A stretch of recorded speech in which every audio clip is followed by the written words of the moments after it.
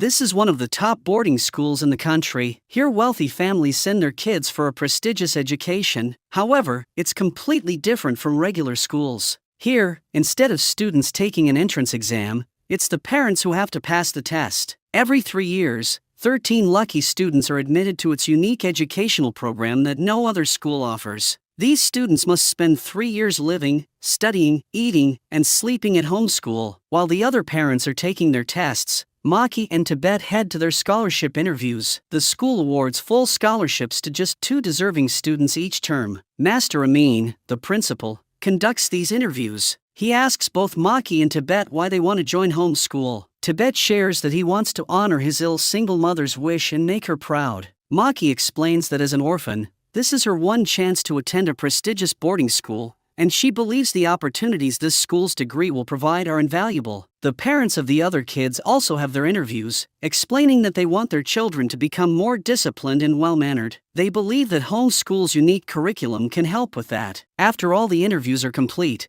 all 13 students are admitted and invited to a welcome party to celebrate the start of their new journey. However, at the party, they are served strange cookies. Once they eat the cookies, they begin to feel lightheaded and soon lose consciousness. The students are then transported on a school bus to the middle of a strange forest. Maki wakes up and asks the driver where they are going. The driver responds that they are heading to home school, which confuses Maki. She tries to wake up the other students, but they remain unconscious. When they arrive at home school, Master Amin greets them, but the students are confused, questioning why they were drugged and transported this way. Master Amin explains that it's part of their curriculum and that it was done with their parents' consent. The headmistress, Yani, then instructs the students to hand over their mobile phones. The students are perplexed and frustrated but comply and give up their phones reluctantly. Master Amin reassures them that tomorrow will be the first day of the term and tells them to rest up today. The students are then shown to their separate dormitories, with boys and girls staying in different halls.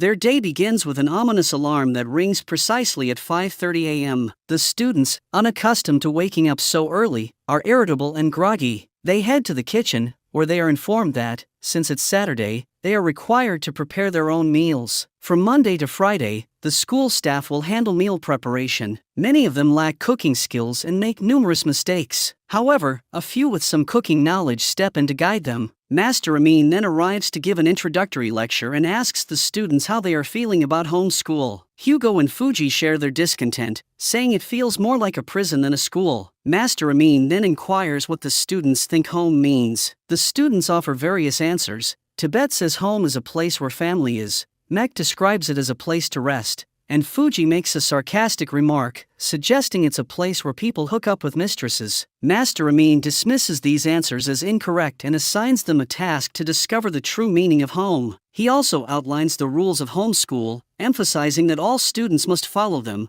particularly rule number 5. No student is allowed to go into the dark forest surrounding the school, as it is a dangerous zone. The mischievous students, suspecting the forest might be a way out, decide to sneak into it. Hugo forms a group with some of the other students, and they venture into the forest. Meanwhile, Master Amin monitors their movements through security cameras. Inside the school, Maki, Nai, Tibet, and a few others remain and explore the school grounds. They introduce themselves and share their reasons for joining homeschool. Their conversation is interrupted when the alarm bell suddenly rings, summoning everyone to the dining room. Headmistress Yani addresses them and orders them to bring back their missing classmates from the forest. The students protest, arguing that it's not their fault the others left and that it should be the school staff's responsibility to bring them back. Master Yani informs them that according to rule number 6, everyone at home school must protect each other. If one student breaks the rules, everyone will face consequences. Maki, Nai, Tibet, Penyuing, Fleng, and Baya head into the forest to find the missing students. Along the way, Penyuing secretly marks the path with triangle signs made from pieces of wood to ensure they don't get lost. Meanwhile, the students who had escaped become disoriented and trapped in the forest. Mek suggests they should return to home school as it's getting dark, but Hugo mocks him, calling him a coward. This leads to a physical altercation between Hugo and Mek, with the others trying to break up the fight. Frustrated, most of the group decides to head back to home school, leaving only Hugo, Jean, and Jingjai behind. On their way back, Fuji, White, Mek, and Mok hear an ominous voice from the forest, which seems to be the sound of a man in pain. Terrified, they flee and encounter Maki and the others. When they explain what they heard, Maki wants to investigate further to see if someone needs help. However, seeing Fuji's injured legs, Maki decides it's too risky and tells everyone to return to home school immediately. Lost in the maze-like forest, they struggle to find their way back, but Pennywing's markings guide them. Impressed by Pennywing's intelligence, they follow the signs and eventually make it back to home school. To their surprise, Hugo, Jingjai, and Jean have not yet returned, so they are sent back into the forest to search for them. In the forest, Hugo, Jingjai, and Jean hear the same disturbing sounds that White and the others heard and start to run. During their escape, Jingjai falls, and Hugo and Jean leave her behind in their panic. Jingjai calls for help, and Maki and the others eventually find her. After running for some distance, Hugo realizes Jingjai is missing and returns to find her. Master Foban intervenes, telling Hugo that everyone else has finally returned to home school and that he should come back as well. All the students finally gather in the dining area. Maki approaches Master Amin and asks if the day's events were part of his plan. Master Amin confirms that they were. He explains that he anticipated some students would attempt to enter the forest and that others would need to go find them. He says this was the only way to teach them a crucial lesson, that home is a place of friendship where everyone must rely on each other and not leave anyone behind. This, he says, is the first lesson of home school. After the lecture, Maki goes to look at the alumni photos on the walls and notices a picture of her older brother, Run. She hasn't seen him for 6 years since he mysteriously disappeared. Memories flash back of when Run had told her not to join homeschool under any circumstances before leaving her with a nun who was to take care of her. Master Amin notices Maki staring at Run's picture and asks her why she's so focused on it. Maki replies that she's curious and wants to know more about him,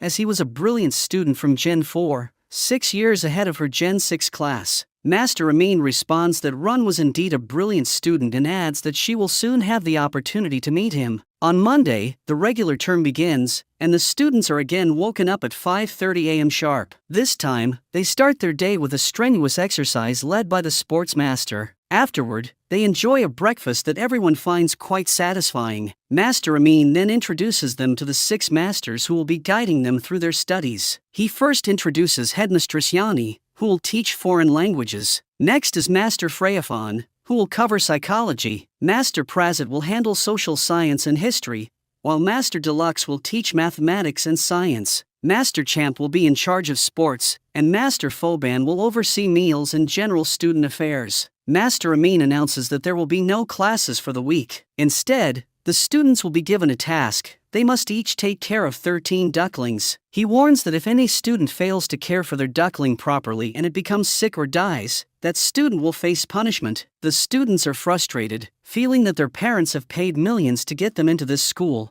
only to end up taking care of ducklings. Nonetheless, they reluctantly start the project, dividing into 2 groups, one to gather food for the ducklings and the other to build a shelter. While some students work on the shelter, Hugo, Jean, and Jingjai sit idly, which irritates the others. Complaints are made to Master Yani, but she responds that it's not her concern and they must handle the situation themselves. Hugo then intentionally trips Pennywing and starts bullying him for his autism and shyness. Pennywing, feeling provoked, pushes Hugo back, leading to a physical altercation where Hugo hits Pennywing until he starts to cry. Pennywing, in distress, cries out, "Don't lock me, please don't lock me," which makes everyone uneasy, hinting at his past trauma. White, angered by Hugo's behavior, slaps him. Hugo retaliates by raising his hands against White, but Nai intervenes to defend her. Maki also tries to step in, but Hugo pushes her away. Tibet then comes to Maki's defense, confronting Hugo. The students then return to the dining hall for their meal, but this time the food is tasteless, adding to their dissatisfaction. The students then finish building the shelter and release their ducklings inside. They each give their ducklings cute names and enjoy their time with them. Later, Hugo complains to Master Amin, saying he didn't come to homeschool to take care of ducklings. Master Amin responds that students who take good care of their ducklings will be rewarded with better food and a private bedroom. This reward raises everyone's interest, and they willingly commit to their duties. However, Jean and Hugo pressure Pennywing into taking care of their ducklings. Pennywing initially refuses, but they threaten that their ducklings will die without his help, so he reluctantly agrees. Jingjai pretends to be ill and convinces Bayu and Flang to look after her duckling. That night, a severe storm hits, and Penguin goes to the shelter to retrieve the ducklings belonging to Hugo, Jean, and himself, bringing them safely back to home school. The next morning, everyone is shocked to find that their ducklings have escaped from their shelters during the storm. However, Penguin's, Hugo's, and Jean's ducklings are safe, thanks to Penguin's efforts. Master Yanni punishes the students whose ducklings ran away by not providing them with food for the day. Despite this, Penguin and the others decide to share their meals with everyone, and Hugo, ever the playboy, generously shares his meal with all the girls. The students venture into the forest to search for their missing ducklings but only find a few. They turn to Penguin for help. Knowing he has expertise with ducklings, Penguin advises them to put food in a box and leave it at the shelter. That night, they are amazed to find that all the missing ducklings have returned to the box. Penguin explains that ducklings have a natural tendency to return to places where they find food. The students thank Penguin for his valuable help. Later, Maki, Tibet, and Nai come across a restricted area in the forest. When they attempt to enter, Master Prazit stops them, warning that the area is dangerous due to the presence of wild beasts. Meanwhile, Hugo and Jingjai become intimate with each other. During their time together, Jingjai notices that one of their ducklings has died. Panicked, they hatch a plan to switch the name tag of their dead duckling with Penguin's name tag. The next day, a dead duckling with Penguin's name tag attached is presented to Master Amin. Penguin is distraught and insists that the dead duckling is not his. However, Master Amin does not believe him and punishes him, sending him to solitary confinement within the school. The other students are disheartened, knowing that Penguin was the one who had taken such good care of the ducklings and could not have let one of his die. The following day, before their classes start, the students are served an unexpectedly delicious meal, which they enjoy immensely. After finishing their meal, they find their name tags on the plates, name tags identical to those that were on the ducklings. Shocked, they rush to the shelter and discover that all their ducklings are missing. It becomes clear that they have unknowingly eaten their own ducklings. This revelation leaves them deeply saddened, and they begin plotting an escape plan from the school. However, Master Foban and Master Prazit overhear their plans and order them to join their classes. As they attempt to flee, Master Foban catches Mac and hits him with a stick, instilling fear in the students. Reluctantly, they return to their classes. Master Prazit distributes pieces of paper to everyone, instructing them to confess any mistakes they have made so far. Nai, frustrated,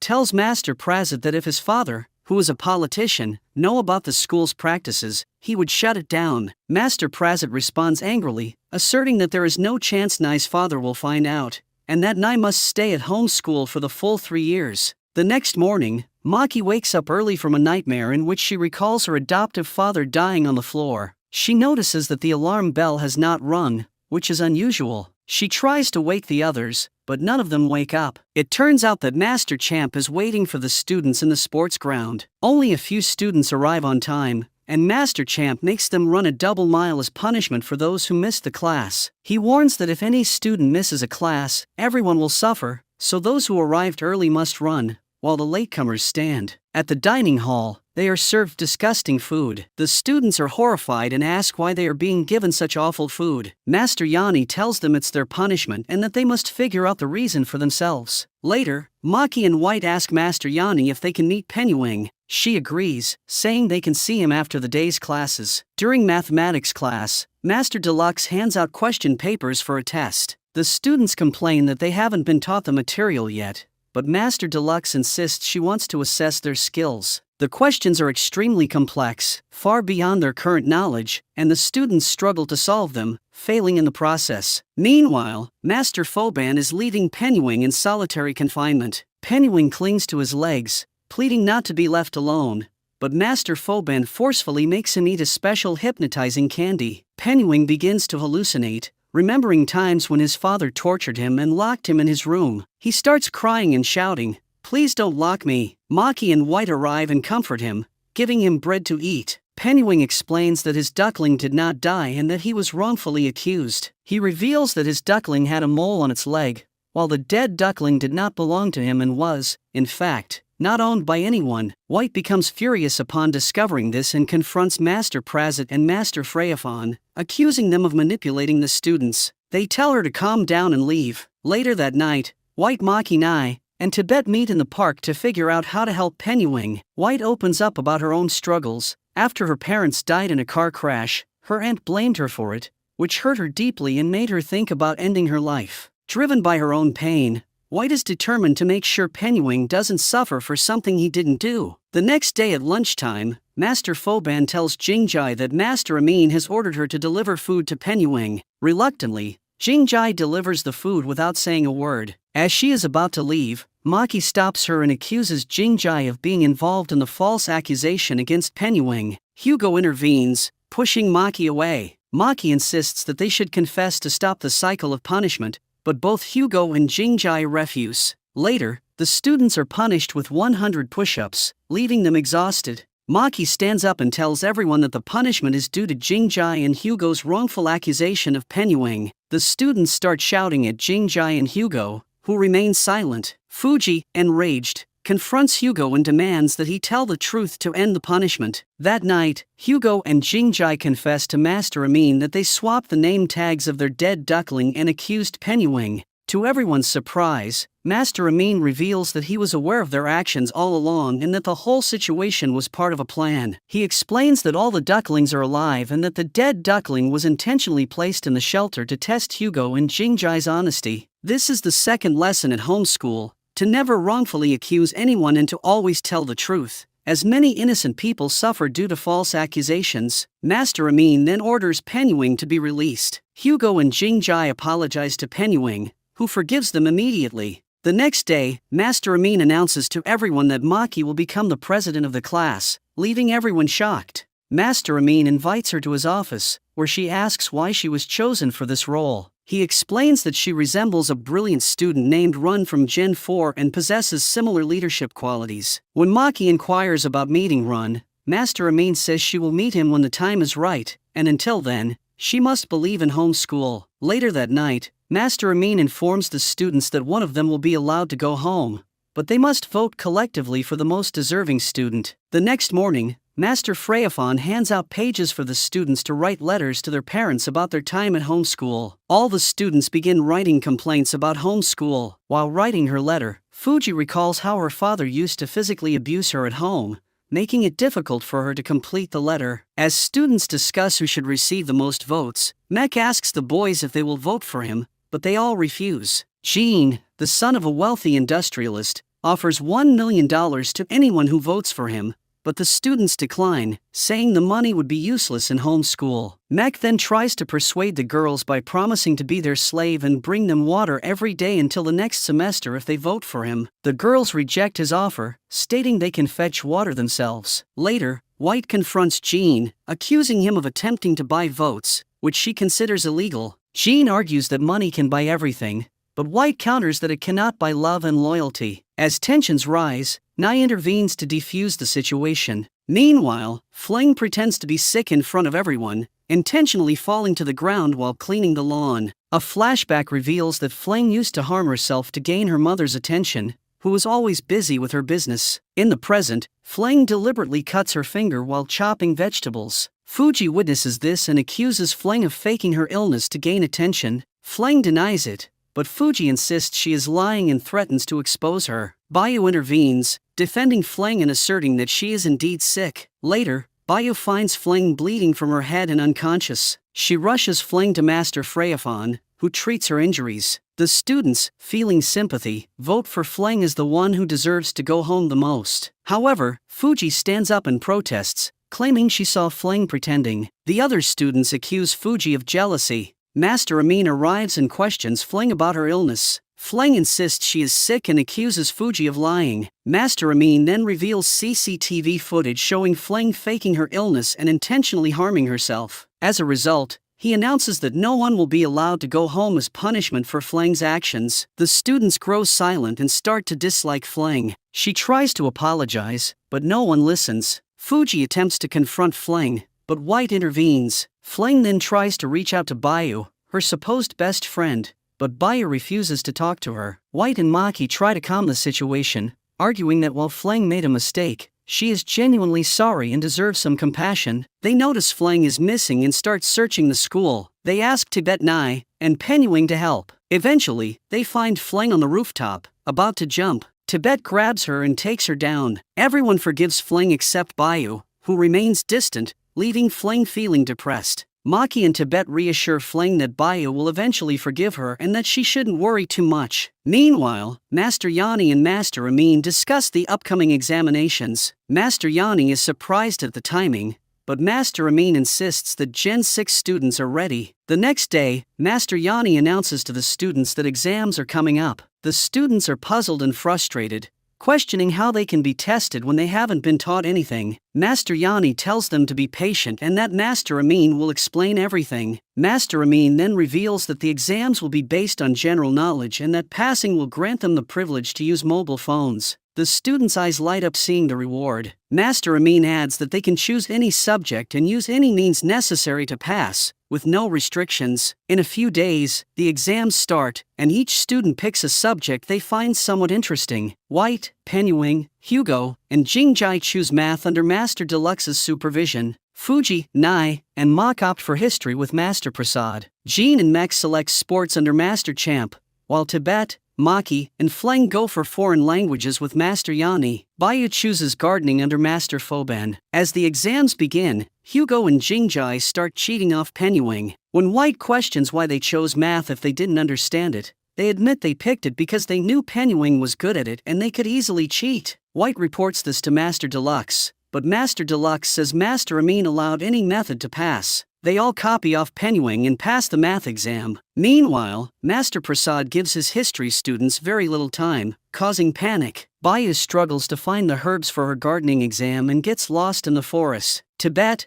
Maki, and Fleng are taking the foreign languages exam. Tibet recalls being insulted by his father for coming second in class. On the other hand, Mek and Jean fail the sports exam, while Fuji and the others fail history except Nai. Bayu also fails gardening. The successful students advance to the next round, while the failed students watch from another room with a TV screen showing the next round and place bets on who will win. Master Freyafon congratulates the successful students and explains the rules for round 2, a musical chair contest. Anyone left standing when the music stops is out, and anyone seated wins. Hugo asks if violence is allowed, and Master Freyafon confirms that anything is permissible to win. The contest begins, and the students fight over the chairs. As one chair remains, Jingjai and Hugo rush for it, with Hugo sitting down first. Jingjai then pushes Fleng and takes her chair. White, furious, hits Jingjai for cheating, and Maki intervenes, causing an argument. Penyuing becomes scared and covers his ears. Tibet destroys his chair, claiming it's the source of the chaos, and urges everyone to destroy their chairs, but the others disagree, and the fight continues. The failed students enjoy the fight until Master Yani arrives and stops their entertainment by asking why they failed. The failed students say that they were given a very short amount of time for the exam, but Master Yani insists there's another reason they need to discover on their own. Master Freyafon starts the contest again, and once more, violence breaks out. All the students grab their seats, but Hugo and Jingjai are left standing. They both rush for the last chair, and Jingjai manages to sit in it, teasing Hugo. Angered, Hugo pushes her off, and they argue over the seat until the time runs out, leading to their elimination. In the third round, with only one chair and 5 students left, Maki recalls Master Freyafon's instruction that anyone who sits will win. She suggests they could sit on the ground instead of the chair. The students agree and all sit on the floor. As the timer nears the end, they feel the urge to get up and sit on the chair,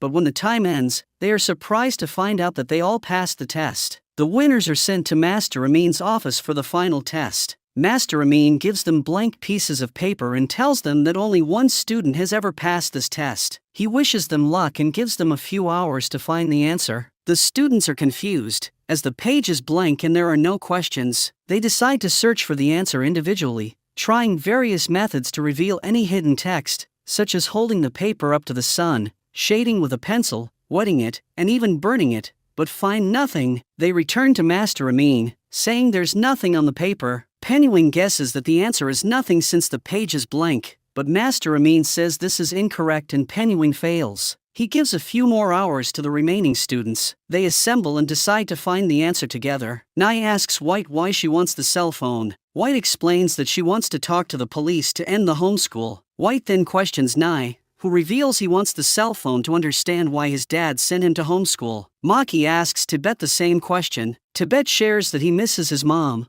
a songwriter who became ill after his father's death and lost her ability to write. He just wants to use the cell phone to check if his mom is okay. Maki explains that she doesn't need the cell phone because she has no family. She's just curious about Master Amin's plans. They brainstorm different ideas and Tibet concludes that the answer might be Master Amin himself. They go to Master Amin's office and present their answer. They explain that Master Amin has always taught lessons through each event, and this time the answer must also be a lesson. Master Amin asks them if they are certain, as there will be no second chance. They all affirm their confidence. Master Amin smiles and confirms they are correct. He explains that the answer lies in their friendship. When they were separated, they struggled to find the answer, but when they joined forces, they succeeded. He presents the cell phone but says that only one of them will get it, and they must vote for who should receive it. Everyone votes for Tibet. However, when Tibet picks up the phone, he places it back, saying that if all his friends cannot have the opportunity to call, then he will not use it either.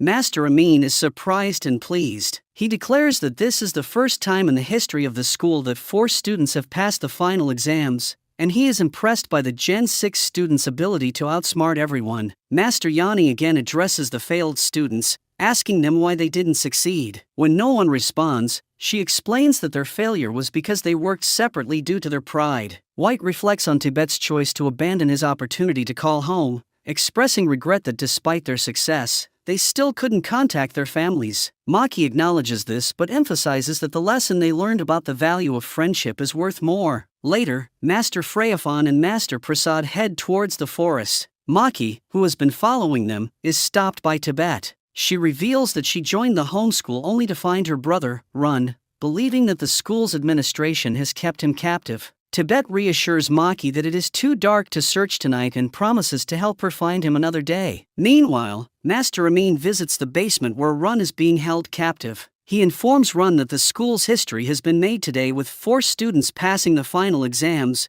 including Maki. Run's eyes light up at the mention of his sister, and he expresses a desire to meet her. Master Amin tells him it's not the right time and covers Run's head with a black cloth before taking him to the hypnosis room. The next day, regular classes resume, and students start to reconnect. Tibet and Maki discuss their plans to find Run, while Nai and White gossip about them, teasingly suggesting a romantic connection between the two. Hugo and Jingjai attempt to become intimate, but Master Yani catches them and orders them to leave. She then announces that romantic relationships are prohibited in the school. The students protest, questioning why they are not allowed to love each other. While the girls are in bed talking about their crushes, the topic shifts to Jingjai. When asked if she has feelings for Hugo, she dismisses the idea, saying she doesn't believe in love and just uses boys for fun. The next day, as Jingjai tries to flirt with another boy, Fuji gets upset and calls her a bitch, accusing her of being like her father, who cheated on her mother. They start arguing, and Master Deluxe steps in to break up the fight. Jingjai sits alone on a bench, reflecting on her past. She remembers how her mother's betrayal led to her parents' separation and how deeply it affected her. Hugo finds her and tries to comfort her. Meanwhile, Baya tries to flirt with Nai,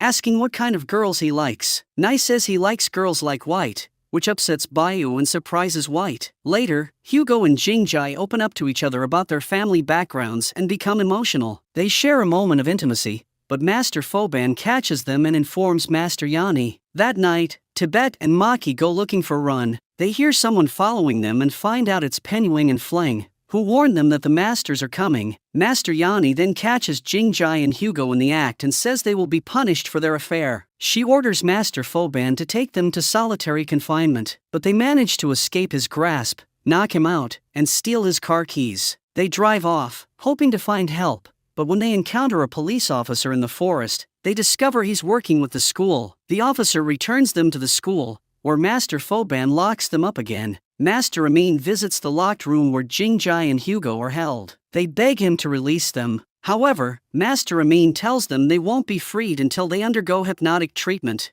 The next day, Master Amin introduces a new game called Lizard. Master Freyafan explains the rules. One student will be the lizard, while the others will receive different animal names via a secret phone call. The lizard must remain anonymous and can give out punishments. If the other students identify the lizard, they win, otherwise, the lizard wins. The game begins, and the lizard punishes White and Mech with extra assignments. At dinner, Fuji is punished for not having lunch. Mek accuses Mok of being the lizard, leading to a fight between them. The lizard then punishes Maki, White, and the other girls with extra cleaning duties. Nai and Tibet offer to help, as it's a tough job. They write the animal names on the board and try to guess who the lizard is based on the clues. As suspicions rise, the students start fighting among themselves. Fuji accuses Jean, reminding everyone that he once burned down his father's factory, suggesting he could be the lizard. Jean defends himself, explaining that he burned the factory to protest against his father's exploitation of workers and insists he is not the lizard. The lizard then stops lunch for everyone except Jean and Bayu. The students suspect that one of them is the lizard,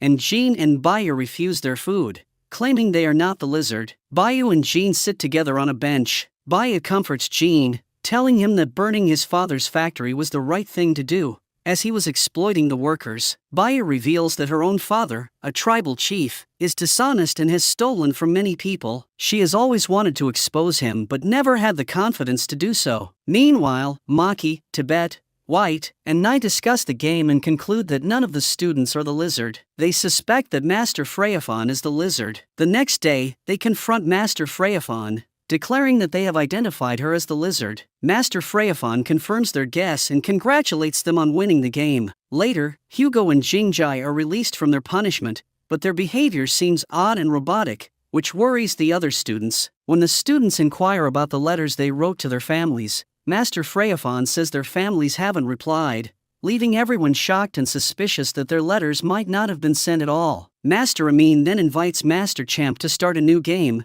and preparations begin. Meanwhile, Hugo and Jean continue to act strangely, repeating odd phrases as if they have been hypnotized. This behavior raises concerns among the students, who suspect that the school administration might have drugged them. In the treatment room, Master Amin attempts to hypnotize Run by showing him footage of his sister Maki, which deeply affects Run and makes him emotional. The next day, Master Champ introduces his game of tug of war. The rules are simple. Whoever can pull the rope towards themselves wins, and any form of violence is allowed. The winners will be rewarded with a meal for the day, while the losers will go without. First up are the twins, Mek and Mok. Their intense match quickly escalates into a brutal fight, leaving them bleeding. The other students rush in to help. Tibet and Nai confront Master Champ, demanding he end the violent game, but Master Champ refuses, leading to a physical altercation between Nai and him. As a result, Master Champ punishes the students who tried to stop the violence by locking them in solitary confinement, while Mek and Mok reflect on their past, recalling how their father was violent towards their mother. Penguin tells them that violence isn't the answer and that they should live with harmony. The twins regret their actions and apologize to each other. Later, Master Yani comes to release the students from solitary but takes them to the Tree of Remorse in the forest. She orders them to acknowledge their mistakes or remain on their knees under the tree forever. The students refuse to apologize, believing they did the right thing. Meanwhile, the tug of war continues. Master Champ forms two teams, and the students draw chits to determine their opponents. Unfortunately, Jingjai and Hugo end up facing each other. The students argue that it's unfair for a boy and girl to fight, but Master Champ insists that men and women are equal in war. When the match begins, Hugo immediately drops the rope, saying he can't fight such a beautiful and delicate girl. Jingjai is touched by his gesture and thanks him. Next, Fuji and Jean face off. Jean declares he won't be as lenient as Hugo, but Fuji remains unscared and defeats him using violence by striking him in the nuts. The final match is between Fleng and Bayu, who refuse to fight each other. They both let go of the ropes simultaneously, leading to an emotional reunion and a heartfelt embrace. Similarly, Penuing and Mek also release the rope at the same time without using violence. This infuriates Master Champ, who announces that no one will get dinner that night. Despite this, the students celebrate their decision to prioritize friendship over food, hugging and cheering together. Meanwhile, Maki, Tibet, White, and Nai continue their punishment under the Tree of Remorse. Suddenly, they hear a noise coming from the forest and rush toward it. They find Master Deluxe tied to a tree and repeating certain words, seemingly under hypnosis. The students quickly free her, but Master Prasad and Master Foban arrive and order them to leave immediately. The next day, the students question Master Deluxe about the previous night, but she can't recall what happened. Master Prasad arrives and explains that she had overdosed on her sleep medication, causing her to lose control. He then tells the students to focus on their studies rather than thinking about such matters and leaves with Master Deluxe. Penguin then invites Maki and the others to a secret meeting with the other students, who are planning to escape the school. Maki proposes a plan. They need to steal the bus keys from Master Amin's office, and to distract the masters, they should start a fire on the lawn. The group agrees to the plan. Later that night, the students follow through with their plan. They successfully retrieve the keys from Master Amin's office and head toward the bus. However, Master Amin catches them in the act. When he asks why they want to leave, they explain that home school feels like a prison, and they want to go home. Master Amin responds that their only home is home school and they will understand that soon. He then gives them permission to leave but warns that he won't be responsible for what happens next. He instructs Master Foban to give them special cookies and drive them home. The students reluctantly eat the cookies and head for the bus, but Maki decides to stay behind at home school since she has no family. Tibet, White, and Nai wish her good luck and leave for home. Master Amin commends Maki for making the choice to stay. Master Amin then goes to the basement to meet Run, informing him that all the students from Gen 6 have returned home except for his sister. Run, visibly distressed, acknowledges that it's all part of Master Amin's plan and fears the consequences for the students. As the students return home, they are met with disappointment and sorrow. Their parents, far from welcoming them, reveal their true intentions. White finds that her aunt has seized her deceased parents' property. Mek and Mok discover that their father has divorced their mother and is living with a mistress. Penguin's mother tells him that homeschool is better than enduring the abuse from his father and urges him to return. Fuji's father, as usual, greets her with a slap. Nai and Jean's fathers tell them to leave, and Bayu is also rejected by her father. The students' hearts break as they realize they were sent to homeschool only to be abandoned. Meanwhile, Tibet returns home to find that his ill mother passed away a few months ago. Master Amin is there to console him. Through his tears and with a broken voice, Tibet asks why he wasn't informed about his mother's death. Master Amin explains that it was his mother's last wish for Tibet not to know, so he could focus on his studies. He assures Tibet that he will take care of him from now on, as Tibet's father, Master Phut, was a close friend of his. Tibet is shocked to learn that his father worked as a master at home school as his father never told him. He asks how his father died. Master Amin reveals that there were rumors of Master Phut committing the unthinkable at the school, though he is not certain. Tibet, unwilling to believe that his father would commit this act, decides he wants to investigate further. Master Amin offers him the opportunity to return to home school to conduct his investigation. Meanwhile, Maki is left alone at the school, and Master Prazit sits beside her, laughing as he reveals that the other students will soon return, having learned the truth about their abandonment. In a few days, the students return to home school, their hearts heavy with the realization that their parents have abandoned them. Master Amin tells them that the entire ordeal was part of his plan to teach them a lesson. He announces that home school will now be their home, and they will be given love and respect here, as he and the other masters will be their new guardians. That night, Maki, White and Nai come together to comfort Tibet over the loss of his mother. Tibet shares his belief that his father, Master Phut, was killed at the school and expresses his desire to uncover the truth. Maki, White, and Nai agree to work together to investigate both Master Phut's death and Run's situation. Penguin and Flang arrive, having overheard the conversation, and offer to help. Penguin mentions seeing a secret flash drive in a book in the library. The group searches and eventually finds the flash drive hidden in a Winnie the Pooh book. When Maki sees the book, she becomes fearful and starts hallucinating, suggesting a personal connection to it. They insert the flash drive into a player and watch the video on the TV. The video shows a recording of Run and Master Phut in the treatment room,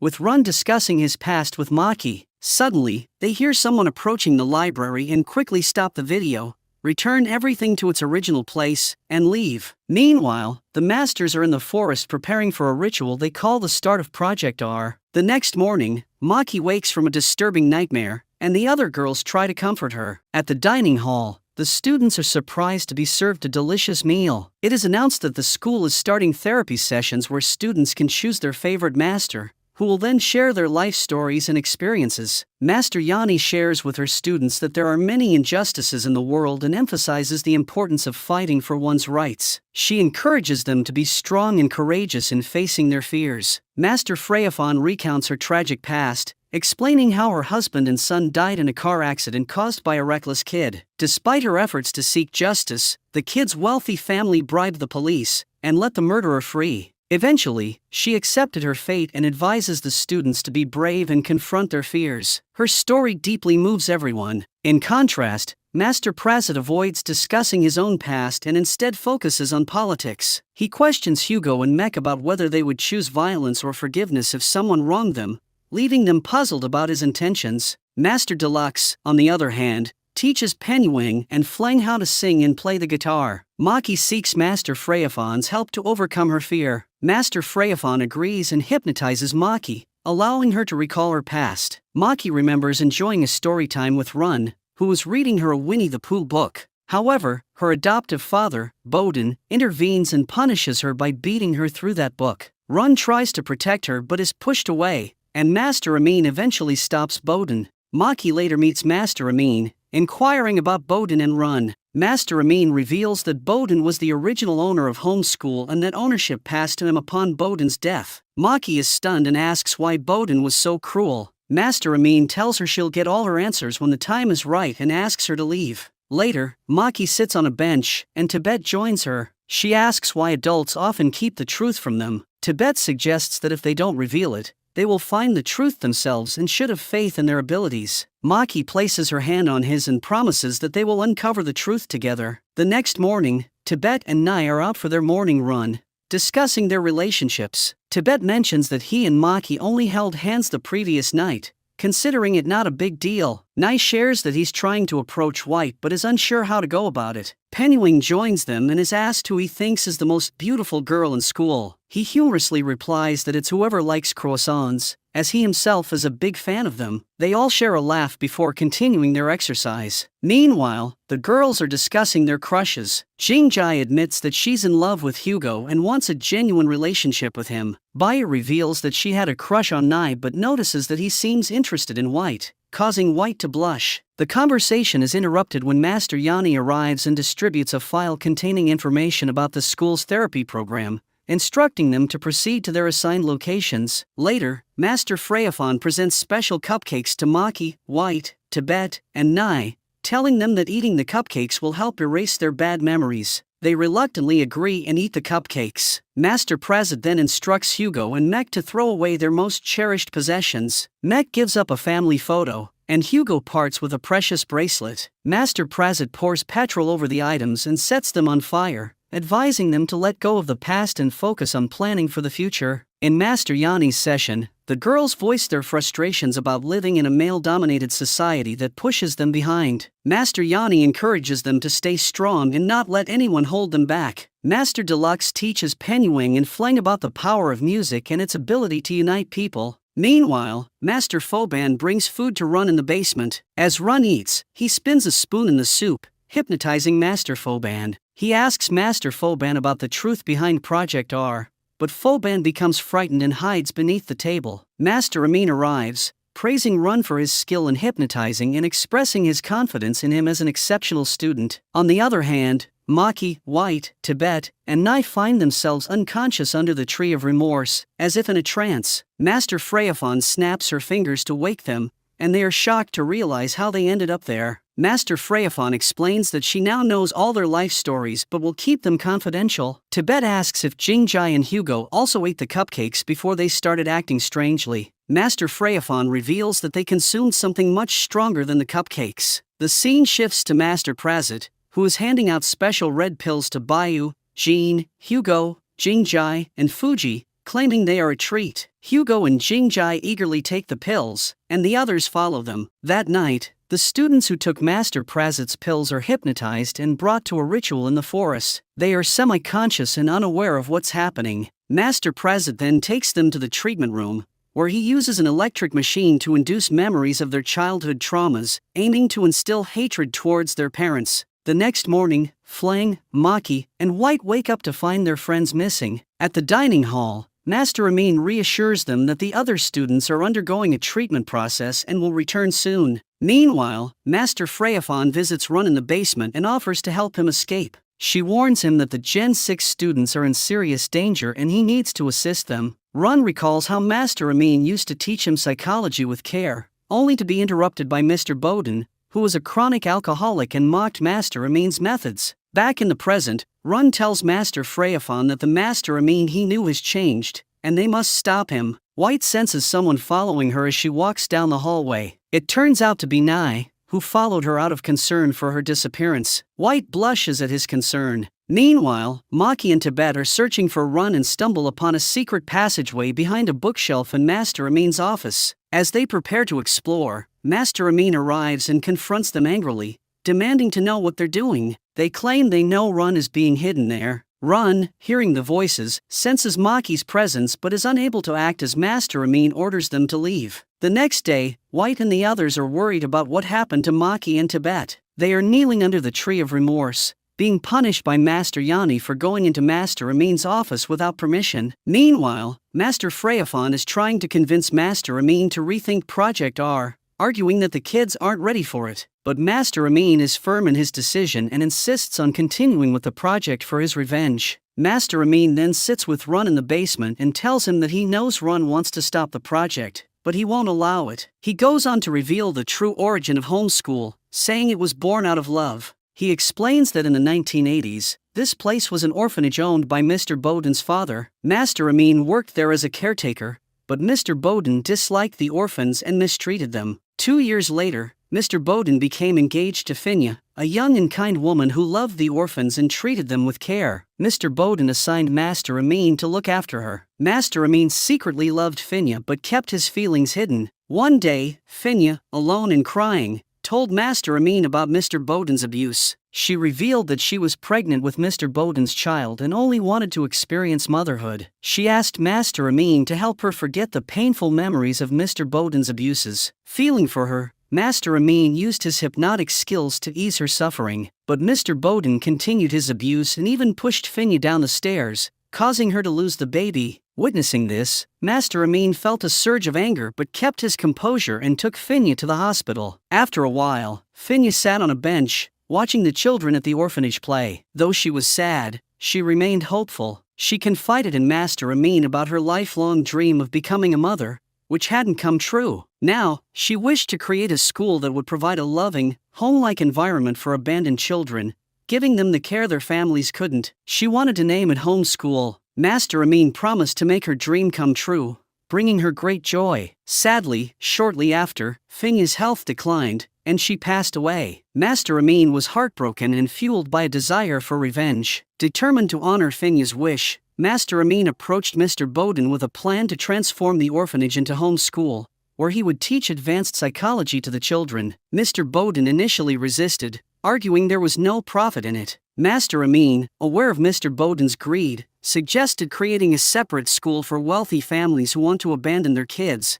promising potential millions in profit. Mr. Bowden agreed immediately. Over time, Mr. Bowden's greed grew, and he demanded not just 13 but over 100 children to maximize profit. Master Amin warned that too many children would mean inadequate care, leading to a heated argument. The stress of this conflict took a toll on Master Amin's health, and he developed a terminal illness. Facing his impending death, Master Amin requested Master Prasad and Master Phut to hypnotize him to remove the illness from his mind. Master Phut and Master Yani recommended he seek medical treatment, but Master Amin insisted he could not leave his students and wanted to fulfill his promise to Finya. Master Prasad then attempted to hypnotize Master Amin to make him forget his illness. Years later, Master Amin goes to meet Mr. Bowden with Master Prasad. He tells Mr. Bowden that he wants to exact revenge for all his wrongdoings before he dies. He then shows Mr. Bowden a gun, and Master Prasad forces Mr. Bowden to take hypnotizing pills,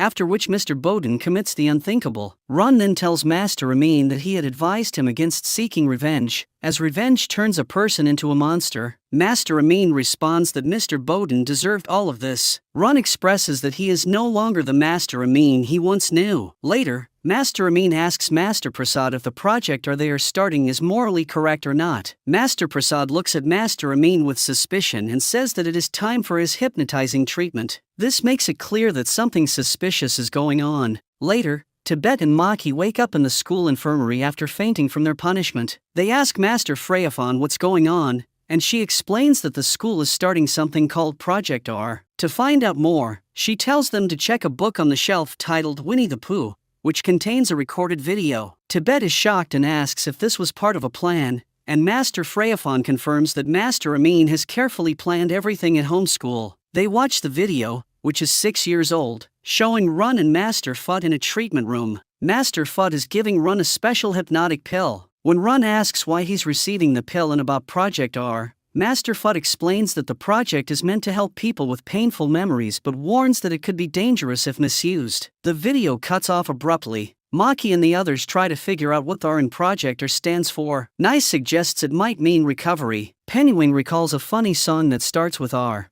but Tibet concludes that R stands for revenge and believes Master Amin is seeking revenge. They all start to agree when Master Prasad walks in and starts clapping, congratulating them for solving the puzzle. They stand up, determined not to let his plans succeed, and say they will fight back. Master Prasad laughs and tells them they should get some rest. Master Prasad meets with Run, who proposes a bet. If Run wins their coin game, he gets to ask one question. If Master Prasad wins, Run will have to do whatever he wants. Master Prasad agrees, but after flipping the coin, he loses. When Run asks about his plans for Project R, he breaks his promise, saying that revealing his intentions would spoil the fun. The next day, Master Amin's condition worsens, and he collapses. Master Freyafon and Master Foban find him and help him out. Meanwhile, Master Prasad keeps a close watch on the students via CCTV. Later, Master Freyafon informs Run that Master Prasad plans to take him to the treatment room that night and that she's come up with a plan to stop him. She gives Run a pen,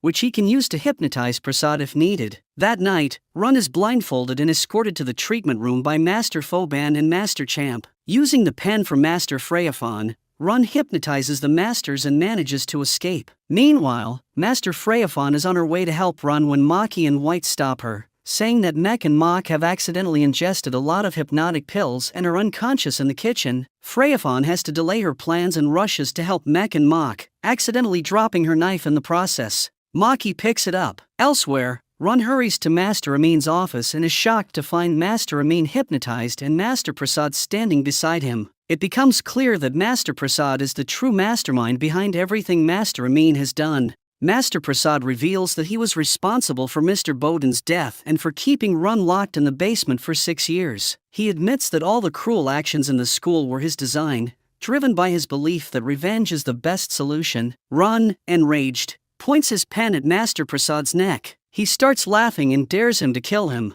However, Run recalls what Master Amin once told him about how revenge turns you into the very monster you seek to defeat. Run refrains from killing Master Prasad but does punch him in the face. Meanwhile, Master Yanni, Master Dux, and Master Freyafon devise a plan to stop Master Prasad and put an end to his horrific project. Maki returns the knife that Master Freyafon dropped earlier and asks if everything is okay. Freyafon reassures him that she can handle the situation. Master Freyafon heads to the woods, where Master Champ and Master Foban inform her that Run has escaped from the treatment room. Outside, Maki and the others spot Run, and Mai rushes to hug him. After 6 long years, the siblings are finally reunited in a heartwarming moment. Run checks on Mai and explains to everyone the truth about Master Prasad, revealing that he is behind all the illegal activities and plans to use the students for revenge against their families. The revelation shocks everyone. Suddenly, Master Prasad appears with a gun, threatening everyone. He flips a coin to decide whether he will give them a chance to escape or kill them on the spot. The coin lands in favor of giving them 10 seconds to run. As everyone tries to escape, Master Champ and Master Foban block their way. Knight tries to confront Master Champ but is overpowered. Just then, Master Freyafon arrives, placing her knife at Master Foban's neck and demanding that the students be allowed to go. Master Prasad responds by opening fire and threatening everyone. He then captures Master Freyafon, holds a gun to her head, and lets the students escape. Master Freyafon is taken captive, and the students are left to find their way out. The next day, Master Prasad devises a cruel game. He enters the boys' room and announces that he needs a volunteer. Run steps forward to protect his juniors, but Master Prasad dismisses him, saying it won't be fun. Instead, he selects Pennywing. Pennywing breaks down in tears, and while the other boys try to intervene, Master Prasad threatens them with a gun. He then orders Master Foban to bring a random girl, and Fleng volunteers to protect White and Maki. Master Prasad reveals 2 vials. One contains poison, and the other an antidote. He flips a coin to decide who will receive the poison. Pennywing, determined to protect Fleng, volunteers to take the poison himself. Later, Master Prasad gathers the students and informs them that both Penuing and Master Freyafon have been poisoned. He places 4 vials on the table, claiming that only 2 are antidotes and the rest are saline solutions. Run grabs 2 vials and rushes to save Master Freyafon, while Maki and the others take the remaining vials to Penuing. Penuing and Fleng are tied together, with Penuing's condition rapidly deteriorating. Fleng tries to comfort him by reminding him of his favorite croissants, but he loses consciousness. Maki and the others arrive and inject Penuing with one of the vials, not knowing whether it's saline or the antidote. Miraculously, it's the antidote, and Penuing begins to recover. Meanwhile, Run reaches Master Freyafon and injects her, but it turns out to be saline instead of the antidote. As she is about to die, Master Freyafon urges Run to protect all the homeschool kids. Run is devastated, and it's extremely heart-wrenching. Master Prasad arrives, laughing, and accuses Run of killing Master Freyafon. He hands Run a pistol, urging him to shoot. Run struggles with the gun, realizing that killing Prasad would result in losing all the students, which is exactly what Prasad wants, to make one of them a murderer. Meanwhile, the students reveal to Master Foban that Master Prasad is behind Project R, not Master Amin. This revelation makes him regret his previous actions. Master Prasad arrives at the school, tearfully mocking Run for failing to save Master Freyafon, which ignites the students' anger and sadness. Nai hits Master Prasad, but Run stops him, saying that violence will just help Prasad win. He tells everyone to go back to their rooms. Master Prasad then questions Master Champ and Master Foban about their loyalty and their feelings regarding Master Freyafon's death. Master Champ agrees with Prasad, saying Freyafon deserved it, but Master Foban hesitates, revealing his true feelings. Meanwhile, Run and Maki tearfully remember their childhood,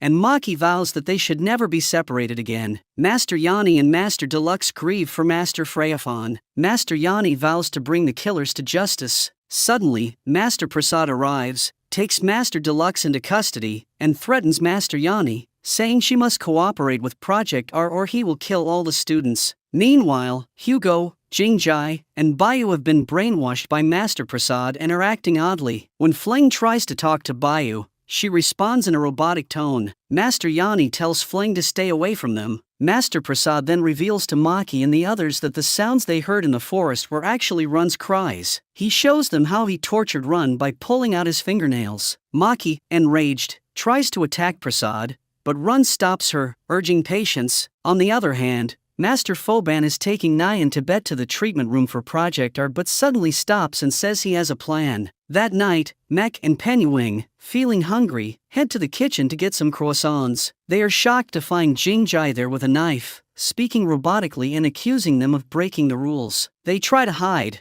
but Jingjai follows them. When she catches Penuing and is about to stab him, Mek intervenes, but Jingjai grabs him by the throat. Master Yanni arrives just in time to save Mek. The next day, Master Yanni tells the students that Master Prasad plans to brainwash them into killing their parents and has threatened to kill them if she doesn't cooperate. She emphasizes the importance of staying united to find a way to stop him. Master Prasad has taken the parents of the students hostage, tying them to chairs. The parents are confused about how they got there. Prasad threatens them, saying their children are planning to kill them. The parents don't believe him, insisting their kids love them and wouldn't hurt them. But Prasad shows them videos where they're complaining about their children, claiming he's played these videos to their kids over and over to fuel their hatred. Meanwhile, the students are in the ground, and Master Champ tells them to pick any weapon they want to use to kill their parents. Each student selects their favorite weapon. Master Prasad announces he'll release the parents one by one based on their wealth,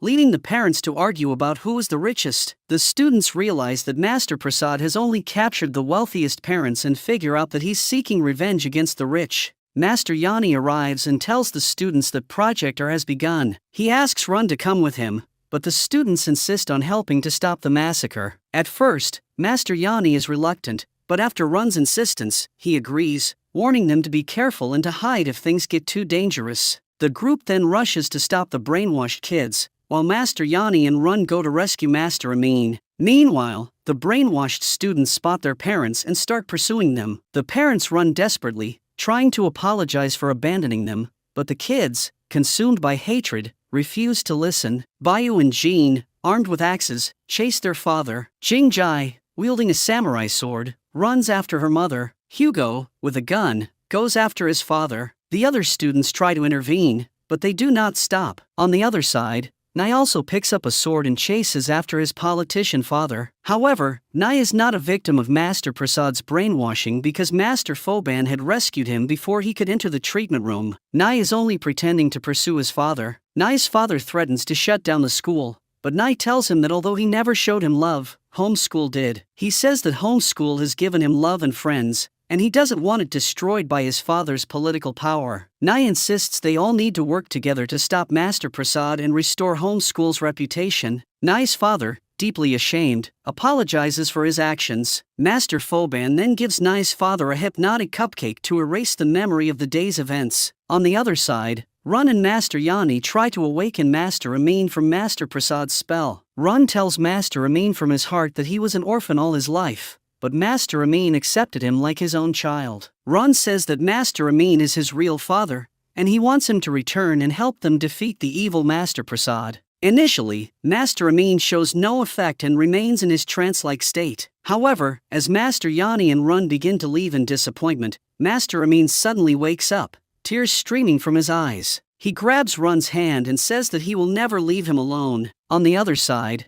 Tibet manages to seize Master Prasad's gun. Master Prasad then lures Tibet to shoot him. He tells Tibet the true story about his father, explaining that his father, Master Phut, loved him very much. One day, Master Phut told him that he no longer wants to work on Project R and would rather go home and spend time with his children. This seemed to ruin Master Prasad's plan. He argued that if they didn't work on Project R, the abandoned children would never be able to take revenge on their parents. Master Phut tried to explain that there is no point in seeking revenge and told Master Prasad that although he knew his father had committed many injustices, it didn't mean he should resort to killing. In response, Master Prasad strangled Master Phut with a rope, killing him. Upon hearing this, Tibet becomes extremely angry and points the gun at Master Prasad. He struggles to control his rage. Master Prasad then reminds Tibet of his sick mother, saying that the grief over Master Phut's death made her ill. He laughs and says that he killed both of Tibet's parents with one arrow. This makes Tibet extremely furious, and he almost kills Master Prasad,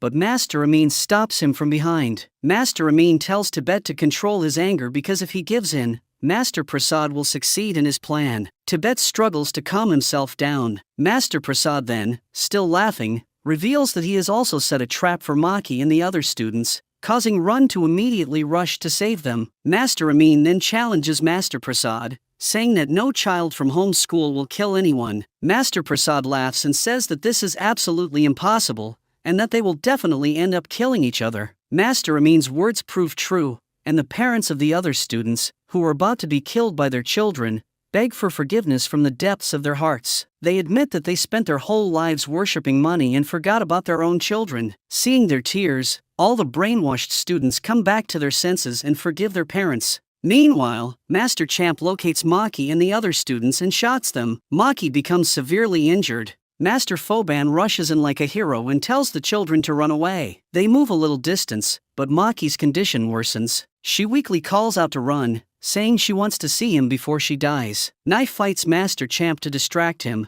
but Master Champ dominates him. At this point, Run arrives and is distressed upon seeing Maki. He tells her to hold on, but Maki loses consciousness. Run becomes extremely angry and runs after Master Champ to kill him. He hypnotizes him and forces him to beat himself. Master Champ is so severely beaten that he is on the brink of death when Master Deluxe intervenes. Master Deluxe stops Run, warning that if he kills him, Master Prasad will win. With tears in his eyes, Run stops himself. Later, it is shown that Maki is still alive and being taken to the hospital. All the parents are given hypnotizing cupcakes to erase their memories of the day. Finally, the main villain, Master Prasad, is arrested by the police. He still smiles wickedly and tells Master Amin that while he has stopped him, there will be many more like him who will come and restart Project R. Master Amin responds that he is not worried because homeschool's future is now in safe hands. Later, Master Amin takes Run to the dark basement where Run had been imprisoned for 6 years. Master Amin apologizes to Run,